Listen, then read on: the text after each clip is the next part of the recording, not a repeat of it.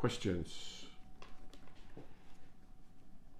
Can we first talk about the levels of consciousness that there are? First, we distinguish between, or people like to distinguish between animals and humans. And even within animals, I don't think people would be on the same page that an ant has the same consciousness as an ape, and then an ape to, let's say, a teenage child, and then a teenage child to an adult, and then there's an adult, but among adults we know there are different levels of consciousness, and people can be susceptible in different ways to different types of conditioning. So what kind of levels are we working with? Good question, because it clarifies the importance of being crystal clear what we mean by our words. Now, some people use the word consciousness when they mean cognition. Other people use the word sentience when they mean something else more akin to what I would call consciousness, but not exactly the same.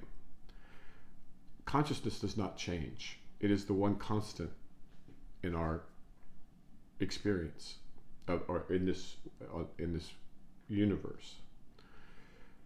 And so it's very important to differentiate that from something that does change, which is cognitive ability, perceptual apparatus,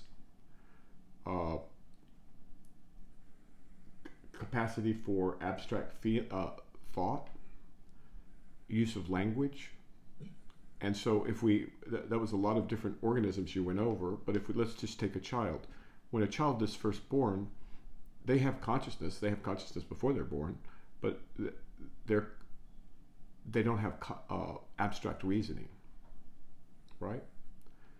And when they're 2 or 3 or 4 or 5, 6, they have cognition, but they don't have, there's a specific word for this kind of logical reasoning, more like an adult reasoning, 7 being the age at which the switchover returns. So an adult having the exact same consciousness, because consciousness is not biological, as the child does something very different with it. And you can have the same consciousness in a person who's lost their capacity to think straight because of dementia or schizophrenia or something like that. So consciousness is the awareness, the capacity for awareness, the capacity for qualia. It is the qualia. And so with regards to ants and things like that, I don't know, but it's very, very different than the experience of humans. I mean, that's, I think, like pretty obvious. I have a follow-up. Yeah, go ahead.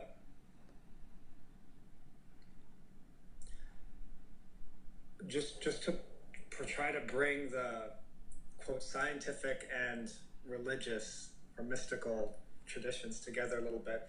There, you mentioned the word consciousness and awareness, and you said consciousness is perhaps the capacity for awareness. It's not the capacity for, it is awareness. It is awareness. Or consciousness, yeah. And this is a dilemma that the modern psychological person finds himself in. Most people have no idea of their own consciousness. They just assume it's the same thing as their mind, which causes all kinds of problems with identity and with other things, with thinking. And so they believe that they can, what they've got, they can impart to a machine by just making it more complex. Now, there's been some advances with Tononi and his theory being essentially debunked. So people are getting closer, but they still do not want to acknowledge the possibility that what's been said for the last 3 or 4 millennia is true. You know, that's consciousness that underlies it all. Consciousness used with a capital C, meaning that which is able to sense. Okay, so you could have an eyeball and you could have a light in front of it, and this light could go to a nerve, and this nerve could go to neurons, but you're not going to have vision without consciousness. Now you might have, you could send light through that apparatus and measure changes, but the awareness of it, the actual experience of it is consciousness. It's not a bunch of neurons going off. In other words, okay, let me come around it another way. Life requires consciousness. If there's no life, there's no consciousness. Now that seems self-evident and kind of silly in a way, but understand the difference in what I'm pointing to. I'm not pointing to cognition of any sort. I'm not pointing to abstract reasoning. I'm pointing to the ability to apprehend, to be aware, in that sense that we. It's very hard to put into words because it's really a primordial, a prior situation. I didn't articulate that very well, but that's kind of like that. Go ahead. No, that makes sense to me. The way I would even think about it is if you had an extremely intelligent machine but without awareness, it would be like, Newton's balls. No, I've never contemplated them, and I'm not sure I want to. And it would be like setting a machine in motion, but then there's nothing to be like, what's going on? Nothing to say, oh, I see this is happening right now. If you just set the algorithm going, no matter how, even if it's incredibly intelligent, the most intelligent thing you see on the face of the earth in all history. Okay. There's no experience of it. And that also reminds me of the current state. We understood this in the last century with Schrodinger's cat, with Heisenberg uncertainty. These guys, they understood that there was a problem in the science, right? That the behavior of the system was somehow or another related, and it wasn't clear how, to the observer or the observing apparatus, and they got confused about all that, and so here we are. But keep going, follow up. Yeah, so please distinguish consciousness from somebody's mind. It's hard to do because the mind is an abstraction of sorts, and when you say somebody, you're kind of assuming something that's not really inherently there. But without getting too detailed about it, the mind does the thinking or the classifying. Oh, this is red, this is blue. But the actual experience of red, blue, the taste of an orange, right? What it's like to be a bat, that requires consciousness, which is not material and does not arise in the brain. And I hate to say that in public because people go nuts, but what can I say? That is the case. And I'm not the first person to say this, by the way. Yeah, the idea of, instead of consciousness arising from mind, a complex organism, it's there anyway. In a living creature. This might be akin to, I have no authority on this, but it might be akin to what the Catholics call the Holy Spirit. And not just the Catholics. Christians call the Holy Spirit. Or what the Buddhists call Buddha mind. Or what the Taoists equate with the Tao, roughly. So then, this is something I would like to clarify. But being clear that Tao means many, many different things. The thing's got probably 20, 30 definitions, Tao. Mm-hmm. You can have a Tao of fence making. The Tao of painting, so on and so forth. So that word is problematic.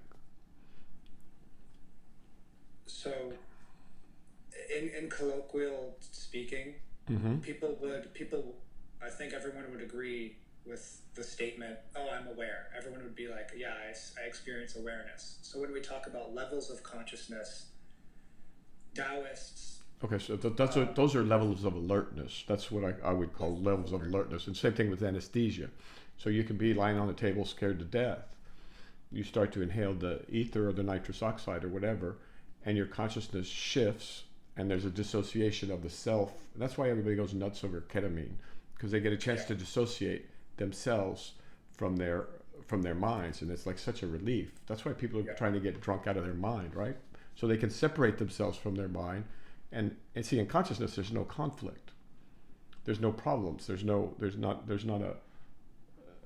thought. I mean, and as a practical matter, if you've got pure consciousness, there's no thought there, because thought means there's an object on which you've placed your attention. And that's not something that pure consciousness does. Well, I shouldn't. Let's scratch that last sentence, and let's take another route for that. I may have misspoken. Keep going. Yeah. Okay. Well, so then levels of alertness. All right. Comatose. Okay, we start with a wide and awake. Then we get a wide and awake. Then we get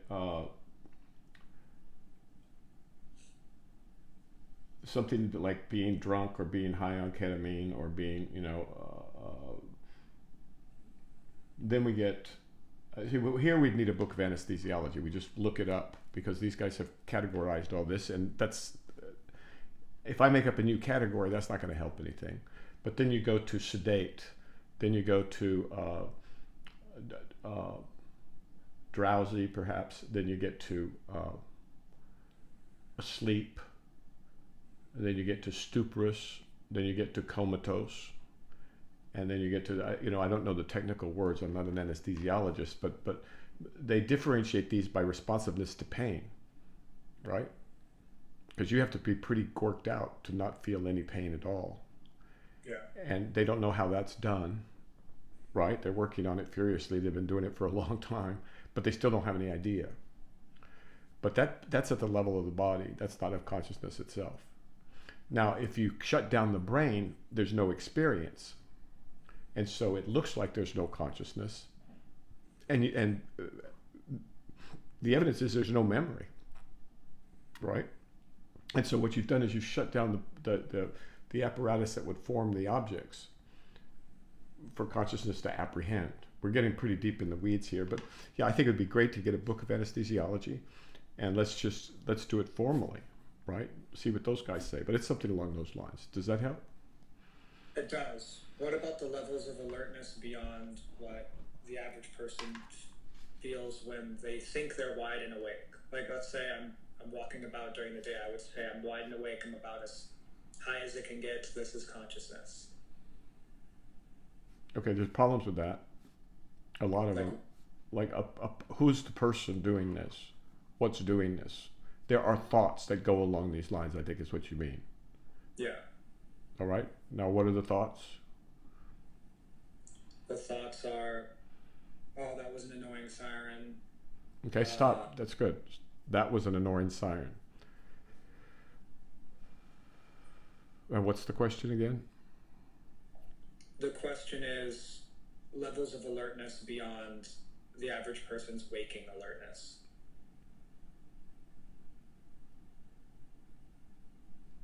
Levels of alertness. I don't, you could take a bunch of speed or coke, and be, oh, there's a siren or something like that. I don't know, but I don't know. You could take amphetamines, which will jack up your body and your heart rate, and make your brain more able to focus temporarily, or take some, take a stimulant, and I suppose that's a way you can get into an athletic competition, and feel like you're going to die, and that would make you more alert, right? But has nothing to do with consciousness. This is levels of alertness.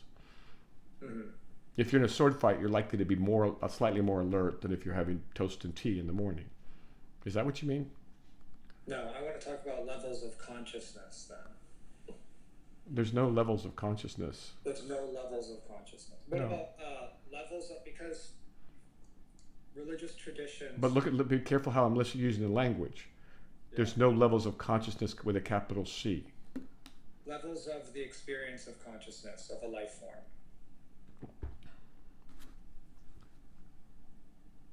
Okay. Let me use an analogy. Let's say you're walking across the Sahara and you've got the sun beating down on you. What you're asking is about the difference in levels of the sun beating down on you, and that's true that if there's a cloud, there will be less sun, right? Mm-hmm. If it's an overcast day, there will be less sun. If there's a total eclipse of the sun because the moon has gotten between you and the sun, there'll be even less sunness. But the sun is always shining. It's always the same. I mean, that's a crude analogy, I suppose, because you don't want to compare consciousness to something so trivial and mundane. But so consciousness is constant. There's no, the levels of consciousness is just a way of speaking that's popular these days, but consciousness doesn't change. Consciousness is all there is.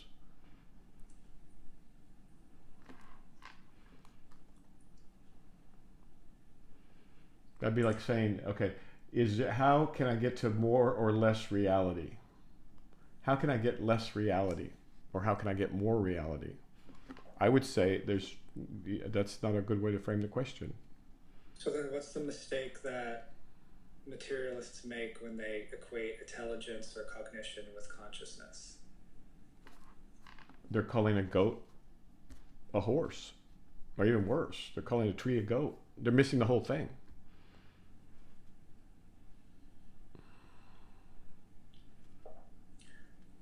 That's good, because, okay, then the follow-up there is,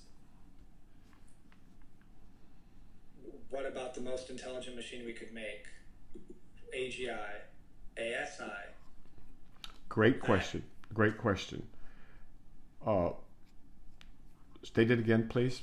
But try not to make it compound, because when you make it compound, you make it more complex. Yeah. And we're trying to explain something that's actually pretty simple, but sometimes it's difficult because of the wording. Okay. Could AGI be conscious, or is it stuck being intelligent? AGI? Yeah. What's the difference between what we have now and AGI? Would be my first question of clarification.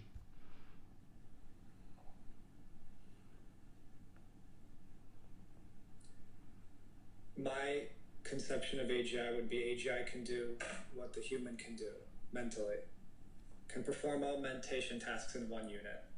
Well, they can do that now, practically speaking, and they can do it better than humans by quite a bit. I saw an estimate, it may have been GPT-5, but the IQ was thought to be 155 or something like that. That's it's just a way of speaking, really. You can't apply that to these neural nets. So I'm not sure that your definition of AGI is not something that hasn't already occurred, but let's just say, then maybe the best of our humans, maybe the most intelligent of our humans. No human could outperform it in any mental task.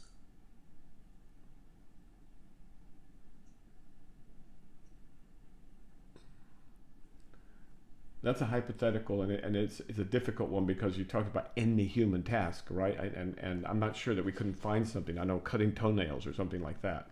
No, mental task. There's the mental equivalence of cutting toenails, right?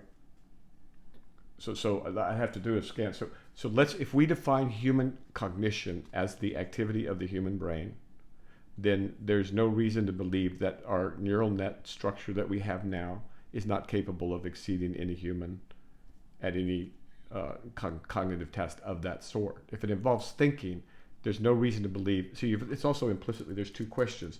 You're asking about any one that exists now, and I don't know all the ones that exist now. There may be a GPT-5 that the military has, and which is likely to exceed any human at any human cognitive task. Okay? Mm-hmm.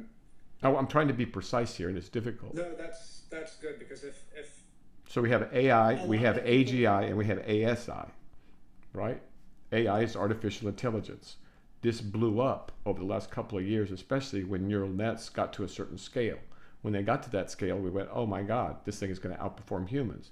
Then we started to increase the number of tokens, and I don't know all the details. I'm not a computer scientist, but the current AIs are very close to AGIs because they can draw, DALL-E, and they can write, they can read, they can recognize images, they can do all these things, and they're being combined, which would give us essentially an early AGI.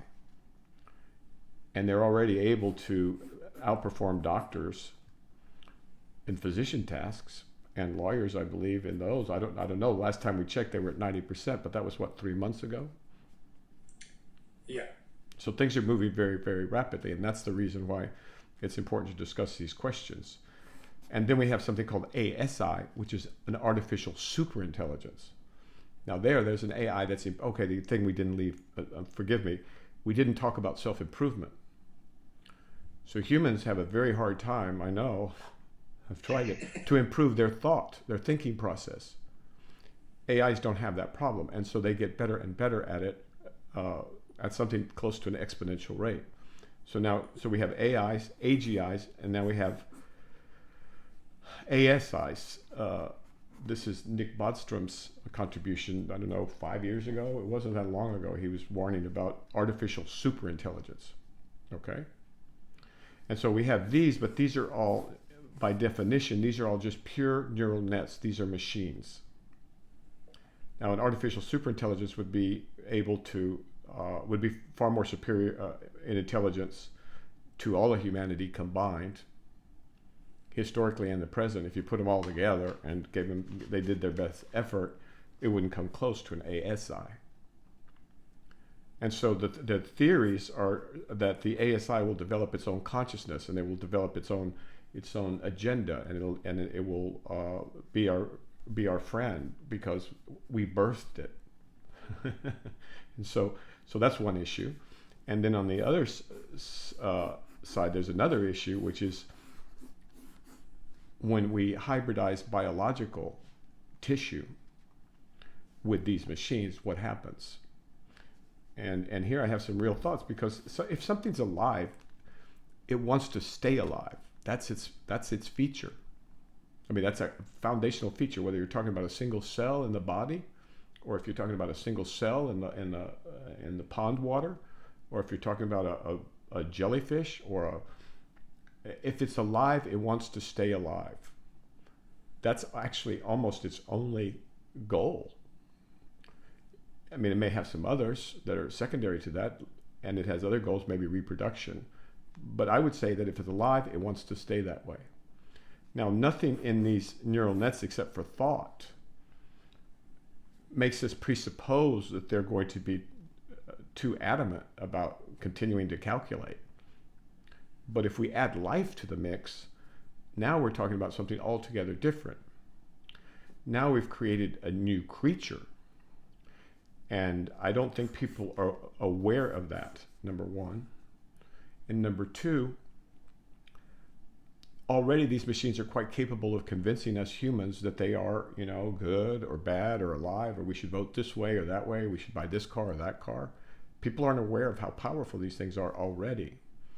And so humans will become afraid on one hand, and on another hand, they could start to worship this. There's already nerds that do. They can't wait to have their AI overlord who, and they're already fighting for the rights of robots.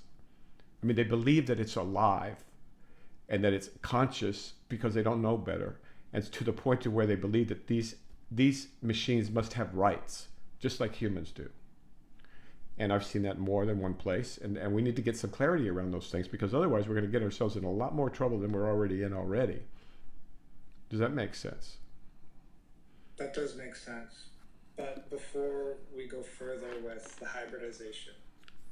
Go ahead, and then I want to cut this to where it's easier to work with on video, but keep going. Not too long is what I'm saying. Yeah, keep going. We can cut now, and I can ask my next question. Okay.